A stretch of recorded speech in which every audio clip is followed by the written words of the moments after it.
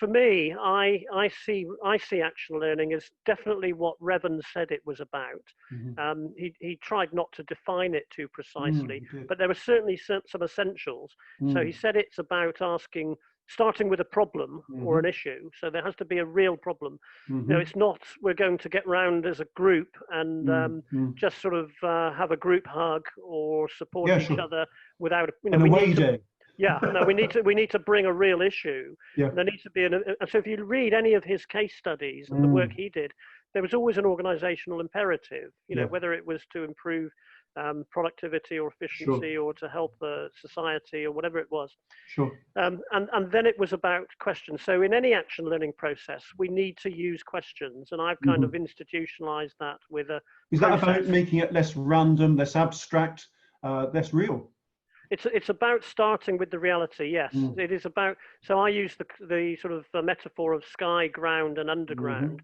So sky is the kind of where the theories exist and live, and the models and the frameworks, etc., and experts who claim to sort of tell us what to do. And then you have on the ground the real problems that we're facing in your organization or with your team, and these are problems that, if you don't start to address them now, they might not cause you a problem tomorrow, but they might well cause you a problem in a year's time because you might not exist.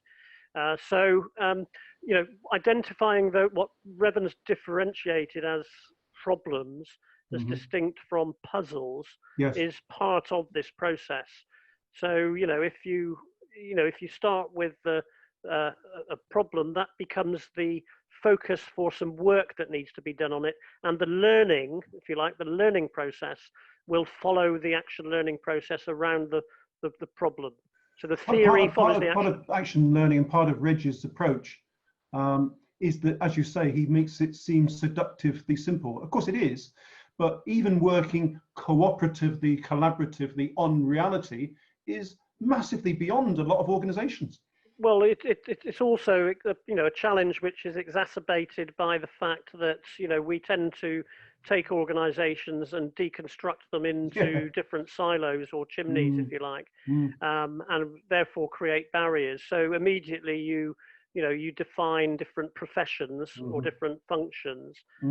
You create sort of pockets of expertise, and you then create barriers with other professions. So, the design people, see themselves as very different from the production people, and it's different from the marketing and the accountancy.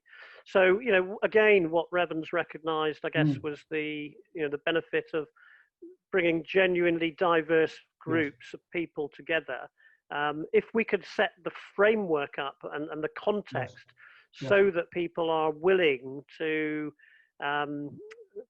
listen to others who might not be from their professional field, asking them questions and challenging them. If they were, we set the context for that and the framework for them to be able to do that, then that's part of, how you get it to work in practice. If you've got a strong culture which is so siloed and professionalized, and is, resistant to that, it's a big challenge. It is, and of course that's a facilitated process, and it's not something which is easy, which is something that we'll explore later. Sure. So so I think for me, what is it? It's action learning is about leading with questions around an on the ground problem. I talked about sky. It's not starting in the sky and saying, let's read lots of theories or attend lots of training courses and hope that, I'm going to attend this conference and it's going to tell me, how to resolve all the problems of my organization. Let's start on the ground with the real issue, and let's spend a bit of time actually defining the problem actually as a question. Once you've defined it as a question, you then sort of open up the opportunity to explore, not definitely what the solution is, because there's never one absolute solution to a problem. The problems are multifaceted. So, the problem might be, given the current COVID situation, for instance, the problems immediately are, how do I get people back to work? Or how do I get remote working to work effectively? Those are the real on the ground problems that people face in many organizations, public, private sector, voluntary sector, government sector right now. So you would start with those as your problems, Yes. start to shape them into questions, and then you would do your research. And that's when you go to the sky. So you go to the theory, you go to the frameworks around, or the models relevant to, or look at other organizations and how they've tackled similar problems, and you bring that knowledge to the ground, to your real problem.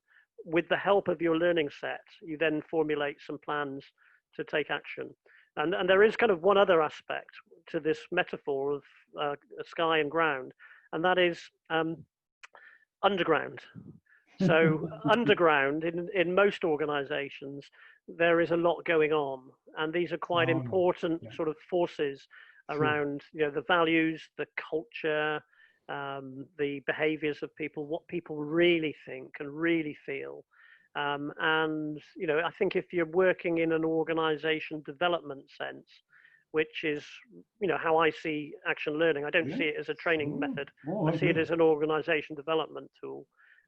Then you'll be interested to try and bring to the surface some of those real emotions and feelings and things that are often not spoken, but you seek to identify them and recognize the importance of somehow working with or challenging those underground forces in order to affect, you know, organizational change. No, thanks, Richard. I think that sets things nicely up, because, as you say, a certain set of conditions need to exist for action learning to be effective. And talking this way makes it seem straightforward and simple. It's anything but I think that sets the context very nicely.